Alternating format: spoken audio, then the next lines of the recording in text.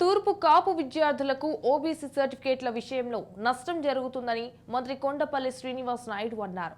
పశ్చిమ గోదావరి జిల్లా భీమవరంలో మంత్రి శ్రీనివాస్ నాయుడు పర్యటించారు. హౌసింగ్ బోర్డు కాలనీలోని వెంకటేశ్వర స్వామిని దర్శించుకున్నారు. ఈ సందర్భంగా ప్రజా సేవ చేయడానికి తనకు మంత్రిగా అవకాశం కల్పించిన సీఎం చంద్రబాబుకు, లోకేష్ కు మంత్రి శ్రీనివాస్ కృతజ్ఞతలు తెలిపారు. అయితే దేశంలో, రాష్ట్రంలో ఎన్డీఏ కూటమి అధికారంలో ఉంది కాబట్టి తూర్పు కాపు విద్యార్థులకు న్యాయం జరిగేలా కృషి చేస్తానని మంత్రి వెల్లడించారు.